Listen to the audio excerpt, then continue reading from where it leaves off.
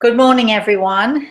This is a different day that we're doing this on, but we've had storms here in Florida and we still have storms today. So if you get any flickering lights, it's not anybody spooky doing it. There's nothing going on in the house except that we've got storms. We've got a hurricane that is on its way out, but we're going to persevere and try and do this anyway. So lovely to talk to you all again. We've had such a blast with your questions.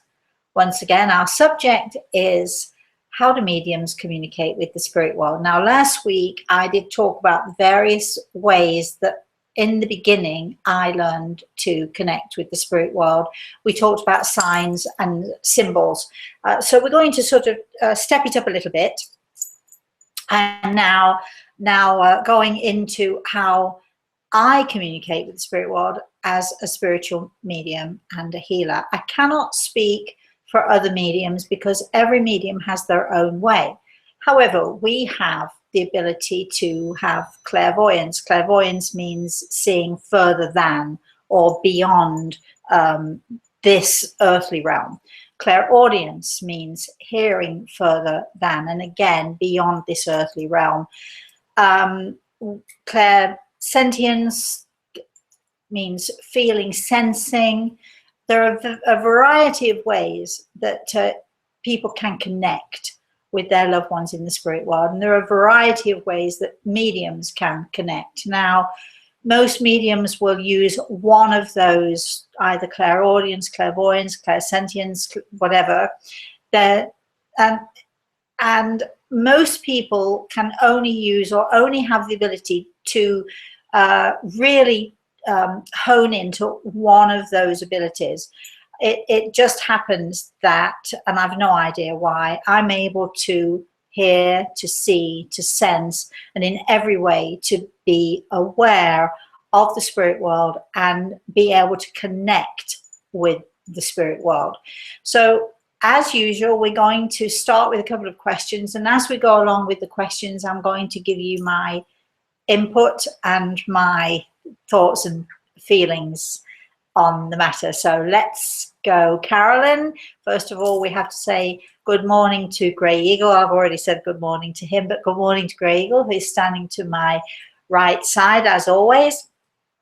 And a little further to the right, we have my assistant Carolyn, who's going to give us the questions, and we'll see where we go from there. So Carolyn, let's go with our first question, can we? All right. Amanda asks, I've been to mediums who have got it all wrong.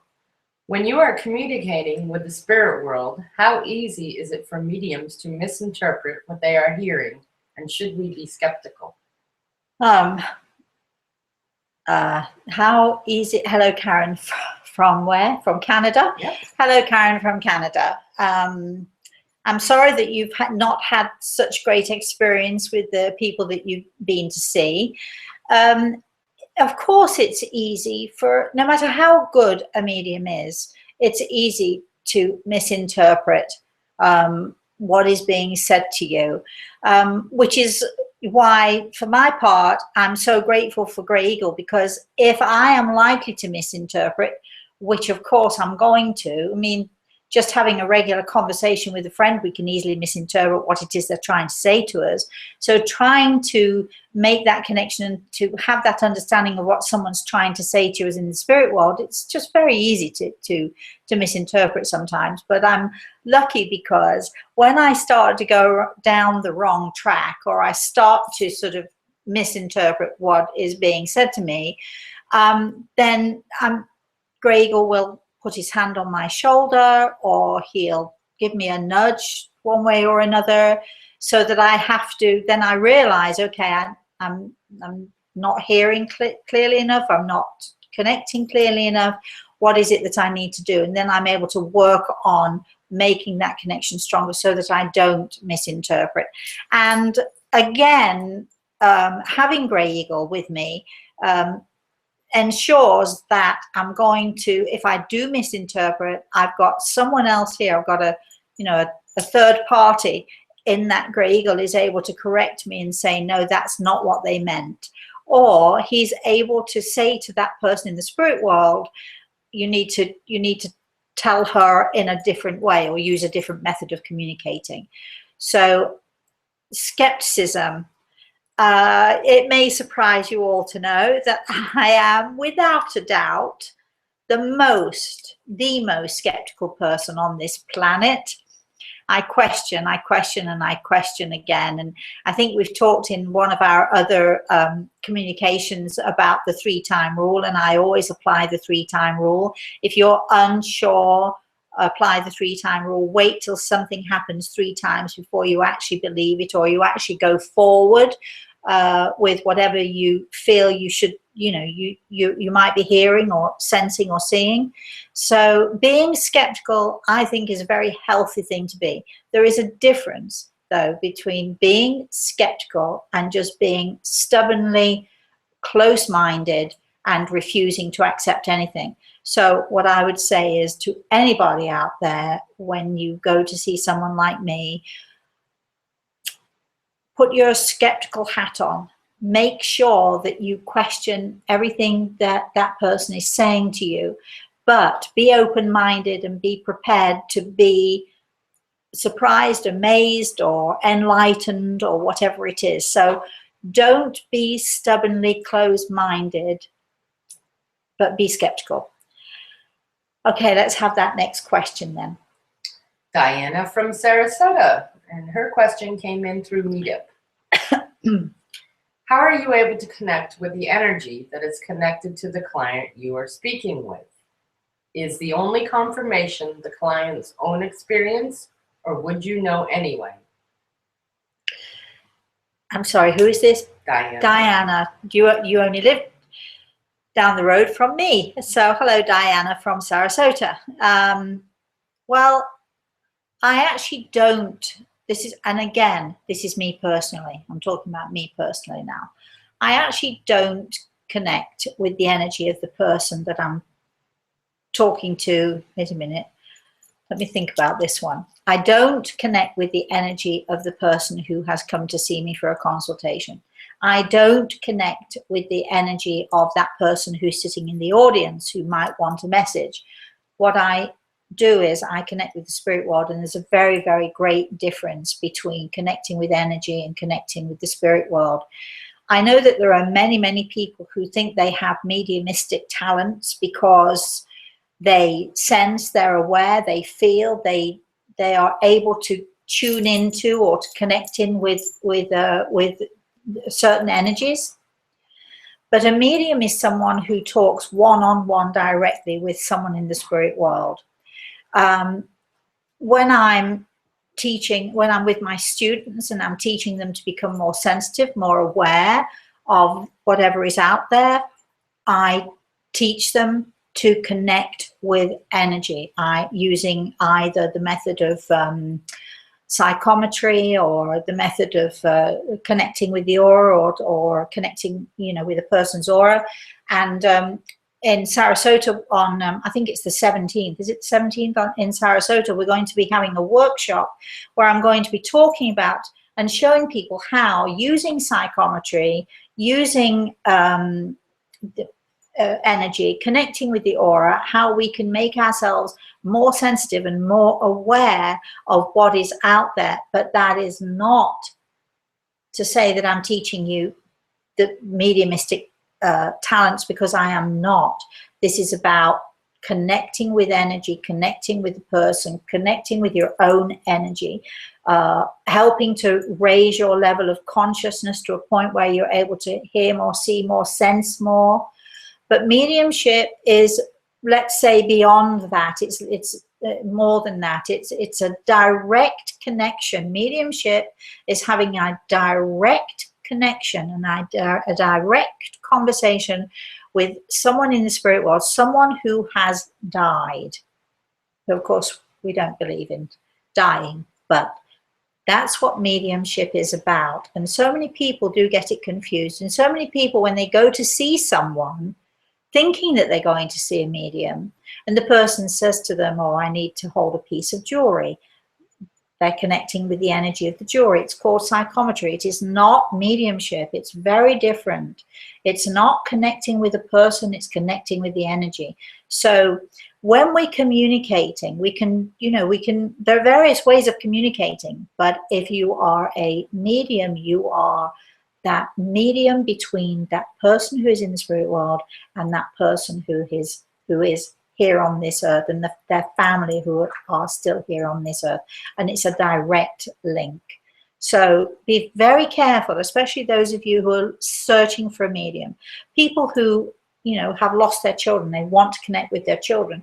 You don't need to be looking for someone or finding someone who is just reading energy or connecting with energy. You need someone who has a direct line, if you like, a direct line and a direct link to the spirit world. Again, being a skeptical person, I want you to be skeptical. So if you see someone reading cards, which is a great thing to do, if you see someone holding a piece of jewelry, if you see someone using any type of aid, then they're not making a direct connection to the spirit world. It may help them eventually to make a direct link to the spirit world, but be skeptical, and you want to hear it from that person, not from what the medium is sensing, if that makes any sense. Right, let's go to the next question. I think we're going to have lots of questions going from that one. Let's have the next question, can we, Carolyn? Sarah from Chicago. I love the videos and find them helpful. Thank you. I'm trying to develop my senses. So when you see people in the spirit world, do they look like bright lights, shadows, or people on earth? And when you hear them, is it a voice, a whisper, or a strong thought entering your mind? Yes, to all of those things, Sarah. Sarah, from where are you from? She is from Chicago. From Sarah from Chicago. I bet it's cold there right now, right? Yes, Sarah from Chicago. You can, see bright lights. You can see people just as they were here on this earth plane. You can see people. You can sense them. You can feel them. And so on.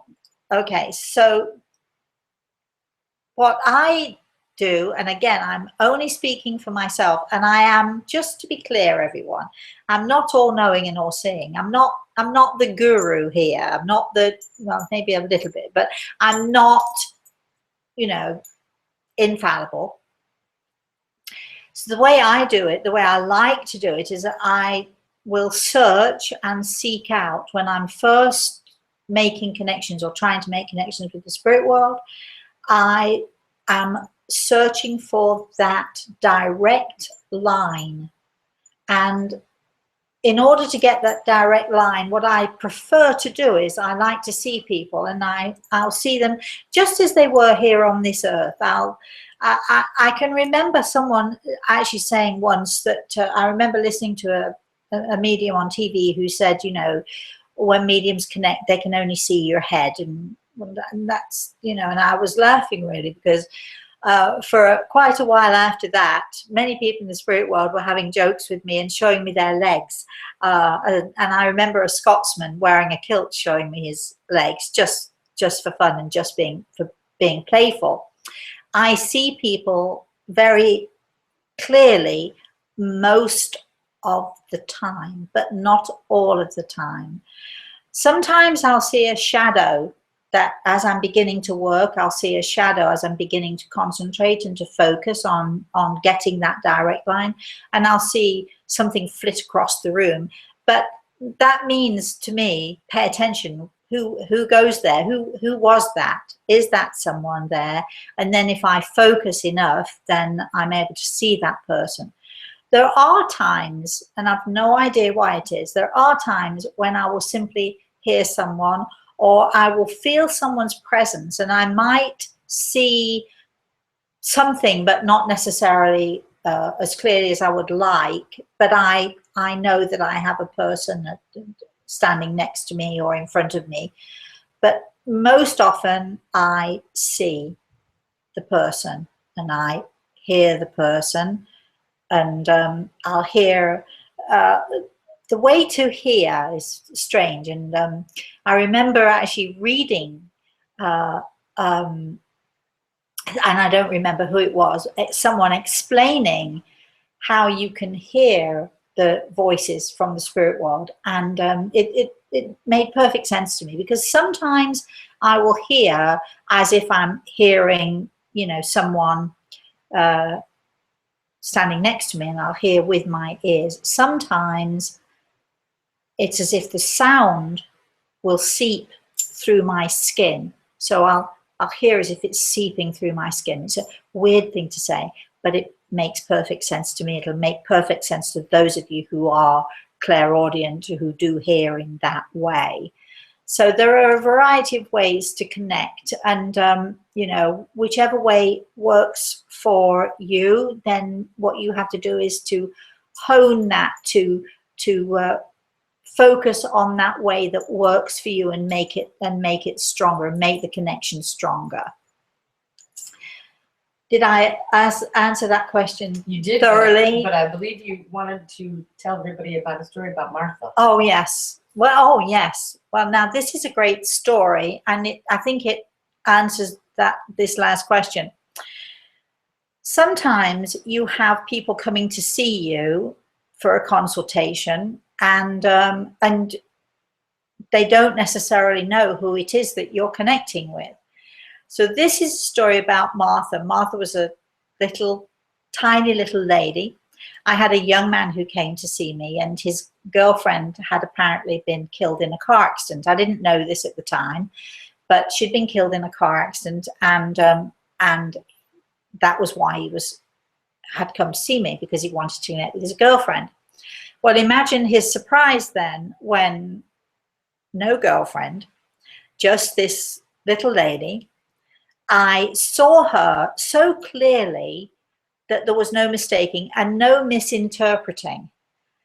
This was one of those times when it was so clear to me that, you know, unless I was doubting my sanity, which I don't do anymore except on a very rare occasion, I saw her clearly. She was wearing a long grey dress, a boater, a round straw hat with a black band, and in her hands she was holding a little book. And I didn't know what the book was, but she was holding this little book. And she told me, and I heard her very clearly, my name is Martha, and I'm connected to his mother. Now, I'm not going to go into the great detail, but suffice it to say, 2 hours later, this boy was so angry with me, this young man was so angry with me, because Martha was still there, still telling him everything about his life, that he'd just gone into the Navy, that he was wearing his uniform, that he'd just bought a house and renovated it. She was giving him so much detail about his life. And he would say, I don't know how you know this. I don't know how, but I don't know who Martha is. I don't know anything about Martha. And he got really angry because he wanted to talk to his girlfriend, naturally. Well, unfortunately, Martha was not going to let him talk to his girlfriend. She wasn't letting anybody else come in, and she totally took control of this whole thing, and there was nothing I could do about it. I cannot say, it is not my job to say who comes through from the spirit world and who doesn't. So he went home, and his parents, who were huge spiritualists, who had encouraged him to come and see me, had told him record everything. So he went home, and he was very disappointed, and his parents looked at his face, and he said, well, I don't know how she knew the things that she knew, but she's no good. So they said, oh, come on, let's have a cup of tea. You know, they're English when I say that, right? Let's have a cup of tea and let's listen to the tape. So in the first few minutes, there I am describing this woman with the straw boater and the grey dress, who actually was waving this book furiously and laughing and waving the book, which I never found out what the book was. And the mother heard the tape, and she said to her son, switch that off. And she went upstairs, and a while later she came back down with a huge old photograph album It had been under the bed. It was very dusty. I had to clean it off. And, you know, this young man came back to see me eventually, and we did eventually talk to his girlfriend, which was good. But he told me his heart was thumping as his mother was going through the pages, and finally she said, "There she is," and pointed to a photograph of a lady, exactly as I'd described, long grey dress, straw boater, little book in her hand, believe it or not, still in the photo. And she said to him, "That is my grandmother, and her name is Martha, and she was a spiritualist, and she always carried that little book because it was the spiritualist Bible." Sometimes a medium has to go, even though you're being told again and again, I don't know, it makes no sense to me, that sometimes when a medium sees something and it's that clear, you just have to go with it, and you have to trust that the spirit world knows what they're doing. And hopefully that person who's come to see you will come to the understanding, as this young man did, and have it confirmed in a way that if his girlfriend had come to see him, he would have still gone back doubting. Maybe I heard about it. Maybe it was in the newspapers. Maybe somebody told me about it. But to give that man information that he knew nothing about, to have a woman come through from the spirit world who he didn't even know existed, that was the evidence that he needed at that time. So again, remember, when you go to see a medium, when you go to see someone like me, you may not always get what you want, but you always, always get what you need. And the next question. Dean from Wisconsin. Many medium friends say I should be able to hear my loved ones speak to me. I do know when my loved ones are around when I talk to them because all the hair on my back, arms, and neck raise, but I still do not hear them answer. Is there a way to develop this? Well, first of all, hello, Dean. I actually think that this is my friend Dean, who I've actually never met. One of these days, Dean, we're going to get together. But Dean came to me as a client many, many years ago. Suffice it to say that through that consultation that he had with me, Dean became a wonderful, wonderful person. Let go of all of his bitterness and all of his anger and all of his issues that he had at that time. If there is one client of mine in all of these many, many years that I can say truthfully was enlightened, completely enlightened, and took what was given to him and used the gift that he had in connecting with the spirit world and connecting with me, it's Dean. So Dean, wonderful Dean. What was your question? How do I, many medium friends say I should be able to hear my loved ones speak to me. So is there a way to develop this? Yes, there is. There are a variety of ways of developing this. And, you know, people like to listen, to sense, to be aware, I think I've said before, spend 10 minutes of every day sitting quietly and listening. But remember, you've got 5 senses, 5 common senses. And you can connect with the spirit world with any one of those senses. All of those 5 senses, when we combine them, when they all connect together, create that 6th sense. So there are lots of different ways that you can develop this, Dean. You just have to find the way that is right for you. Now, I'm going to sing a little bit of the Rainbow Song. Maybe I'm not going to sing a little bit of the Rainbow Song, but I always use the Rainbow Song as a way of explaining perhaps to people. I don't know if you know the Rainbow Song. I sing it to my grandson all the time. Red and yellow and pink and green, orange and purple and blue. You can sing a rainbow, sing a rainbow, sing a rainbow too. And now when I first began, I would hear people in the spirit world singing this song to me. And the next verse of this song is, listen with your eyes, listen with your eyes and sing everything you see. Now, how can you listen with your eyes? Well, it's easy when it's easy. It's easy when you know how. But what it's saying to you, this song, and what the spirit world was trying to say to me when they would sing this song to me is, don't just listen with your ears, but listen with all of your senses. Focus, concentrate. Don't just see with your eyes. Go beyond seeing and listen with every part of you, with every part of your, even, you know, when you're tasting something, even when you're exploring that sense of taste, listen as well. Sense, be aware in every way. Dean, there are lots of things that you can do. Maybe because I love you so, maybe I'll send you a few. Maybe I'll send you a few ideas that you can use. And I think if you read the book, read my book, You Own the Power, which was written many years ago, but nevertheless, it's still, you know, valuable information. If you read that book, you might find some different ways to explore. But if you email me, darling, I'll send some suggestions to you. Okay. Next question. Okay, this is from a family, WVACJ from Homestead, Florida. Well, hello, everybody from Homestead, Florida. I've been given advice on how to connect with my son in my dreams. In 10 years, I've never achieved this.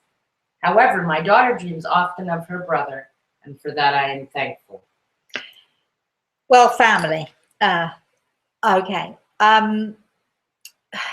There are lots of ways, as I've just been saying to Dean, there are lots of ways that we can connect and we can, you know, be aware.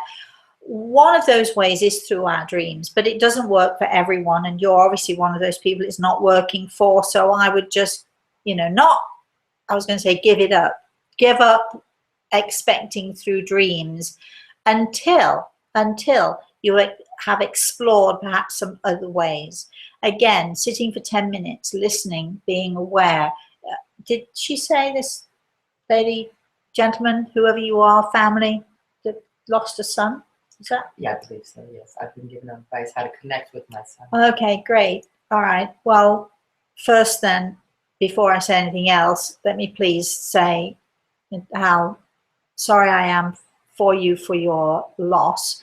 And naturally, you want to connect with your son, naturally.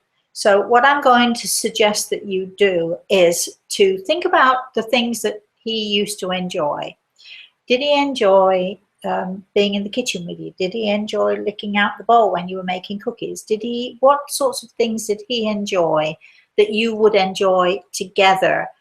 So if it's, for instance, being in the kitchen, if you think he might enjoy going in the kitchen with you and baking cookies, then that's what you should do. You know, once a week, bake some cookies. Talk to your son as you're doing it. You know, just, you know, we're making cookies. I'm making you some cookies today. We're all going to eat them, but I'm making them just for you. You know, what do you think? As you're cooking, listen, pay attention. Pay attention to your feelings. Pay attention to what you're sensing. Pay attention to the smallest thing, the smallest detail. This is why I say to people, if you sit for 10 minutes of every day and don't ask any questions, but just sit and listen. I'm here for you. I'm going to be here for you. Sit and listen, pay attention. You might feel, sometimes it feels as if there's a breeze brushing across your cheek. It could be someone stroking your face, someone scratching your head if you feel a bit itchy. Be skeptical. It could be just simply that you've got an itch on your head. How do you know? But if you keep trying and you keep going and you keep persevering, darling, your son wants to connect. Trust me on that. You just have to find the key. You just have to find which of the many ways that there are that works for you, where you connect with him. So I'm going to suggest, you know, watch his favorite TV show or make cookies. I have a feeling that being in the kitchen might be something that you might like to try to do. And as you're cooking, don't get flustered by the cooking. Remember that you're doing these things together. If you're watching his TV show, favorite TV show, you're doing it together. That he is going to be sitting on the sofa with you, or that he is going to be around you in the kitchen, or he is going to be trying to put his finger in the bowl to, lick out the dough, in a variety of ways. So don't give up hope just because you don't see him in your dreams. Don't worry about that.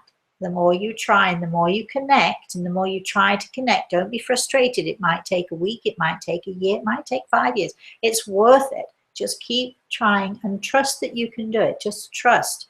Because I think that probably your biggest problem is that you're not trusting yourself enough.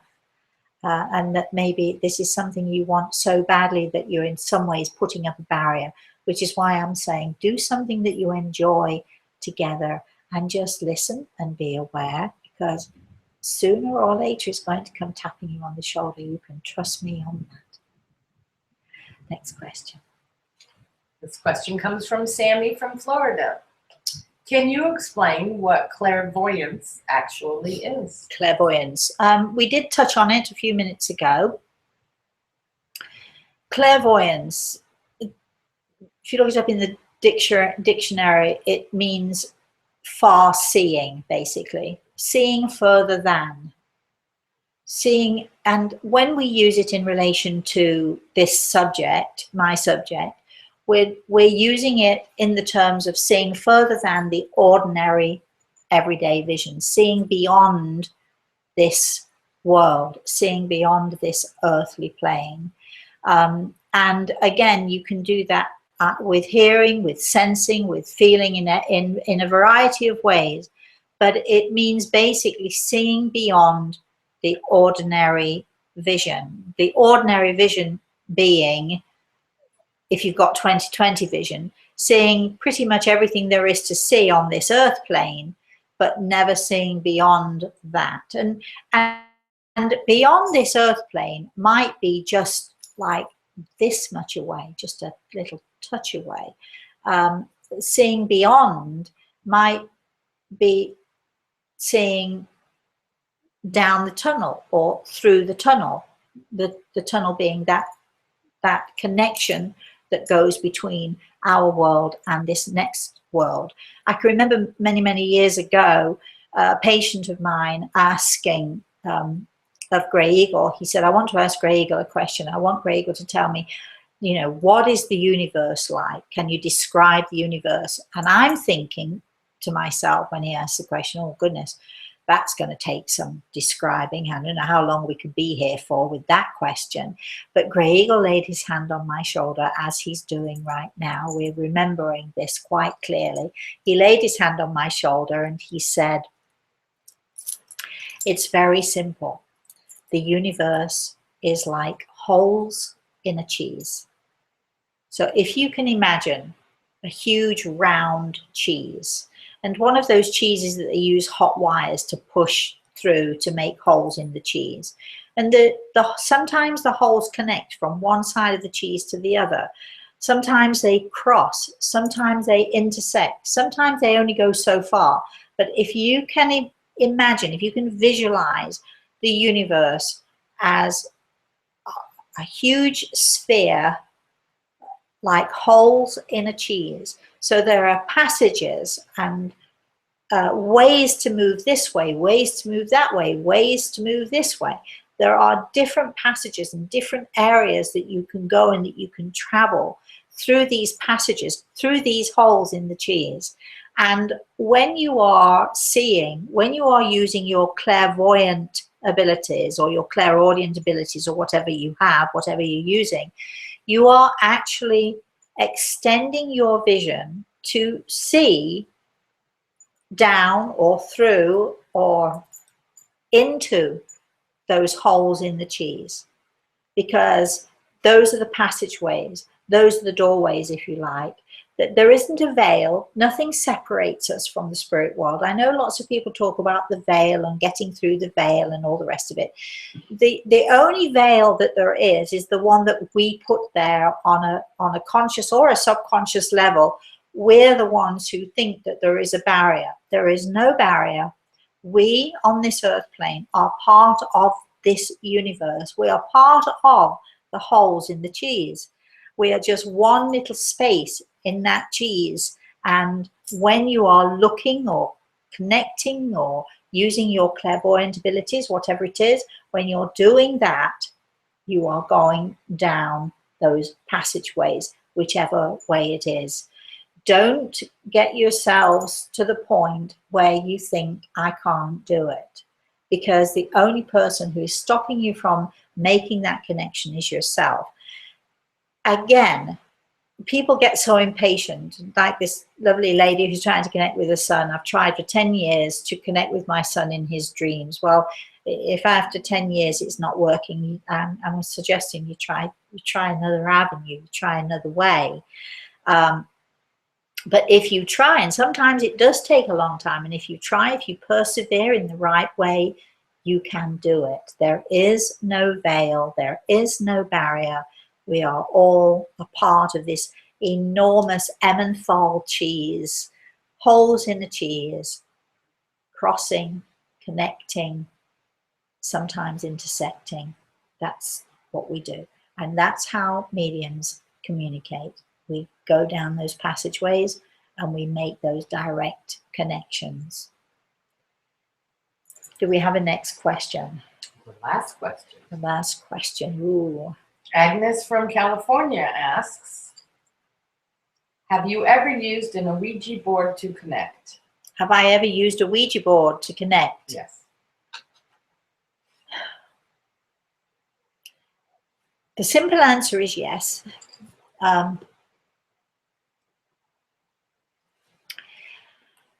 Many years ago, when I was young, before I had my daughter, I was at a party, and at this party everybody thought that it was going to be such a great idea, and somebody set up the Ouija board, and there were many people sitting around the table with the Ouija board, and there were some people who, like myself, who wanted nothing to do with it.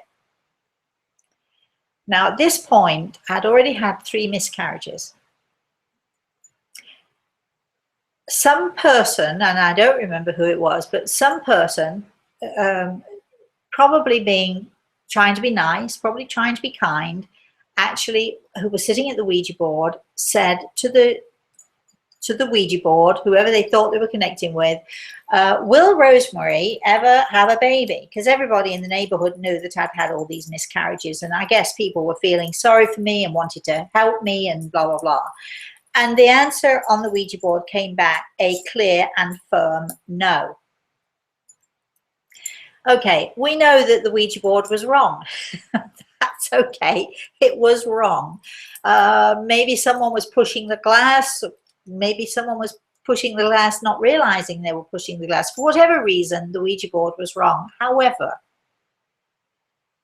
it affected me dreadfully. It affected me so negatively. I didn't let anyone see that it affected me. I just carried on with the party, went home and sobbed and thought that that was the end. Why I should be taking notice of the Ouija board, I have no idea. But little seeds of dangerous things.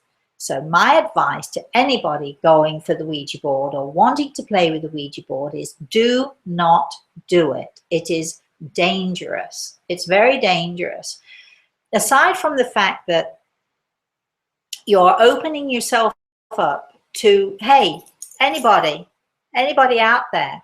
Now, would you open your door to a burglar? Would you open your door to a stranger and say, hey, come on in?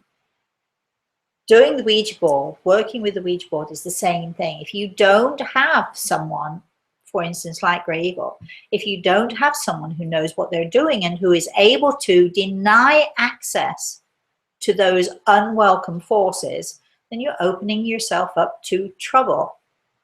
I've had many experiences of the Ouija board, but I have Grey Eagle, and I know myself how to dispel or to get rid of those, let's say, unwanted forces.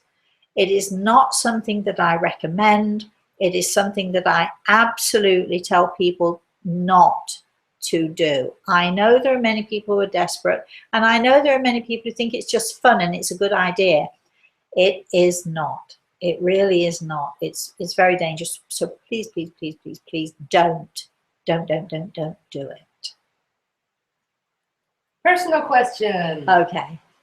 How long did you train before you were able to do what you do? Oh, well. I think that I was in training from the moment I entered, well, before I even entered the womb. I have been in training for this for a long time. I know that lots of people want to train to be mediums, but you know, I like to put it this way. I think we had a question from somebody this morning who said, I've been to many mediums who got it wrong. Yeah. Okay, well, then they're not mediums of my description, because a medium who has a direct line and a direct contact is a medium who you want to see. Someone who perhaps didn't have to train but did have to learn the ropes, just as I talked about last week, having to learn the different languages. It's a little bit like you know, a savant, a little bit like someone sits down at the piano. You know the difference between someone it comes naturally to and someone who has to plod hard and train hard. The person who has to train hard can make beautiful music, but the person who sits down and does it naturally makes even more beautiful music. So there are natural born mediums, of which I am one. And there are others, and my advice is, if any of you out there are looking to speak to a medium, you need to seek out a natural born medium, and it's not easy. But you can tell, and you can tell the difference. You can train, you can become more aware. Obviously, I've been talking about this, making yourself more aware, making yourself more sensitive, making yourself more, you know, in tune. Yes, you can do that, but unless you are able to make a distinct and a direct line, that is what mediumship is. And anything else can be fabulous, can be great, can be insightful, and can be wonderful if used in the right way. If used in the right way, that's the most important thing. If used in the right way, all of these things, all of these tools can be absolutely great if used in the right way, used responsibly, and used by people who know what they're doing. But mediumship is a one-on-one direct connection to those in the spirit world, to those who have passed. Right, I think, are we good? I think that's it for today, once again. And I just have to point out, you may have seen this poor little thumb. Look at that little thumb. This is my, it's not really injured. This is my SpongeBob Band-Aid from my grandson, and I just came from visiting there, so I'm sporting it. So that's what that's all about. So please I don't need any questions from anybody saying, what did you do with your thumb, or why is your thumb black and blue? That's my SpongeBob. That's my grandson right here. Okay, so you can connect with us on Facebook and Twitter. You can go to our website, which is www.rosemaryyaltea.com. You can email us, www.rosemary. No, that's wrong. You can email us at rosemary@rosemaryyaltea. Subscribe on YouTube. You can subscribe. Please subscribe on YouTube. We love it when you subscribe. We are planning, and sort of now towards the end of the year, we are planning a little competition. It's going to be fun. And we're not quite sure what the prize is yet. Nothing big, but just fun anyway. So we're going to have a little competition, but you will only be eligible for this if you subscribe to YouTube. So please, please, please subscribe to YouTube.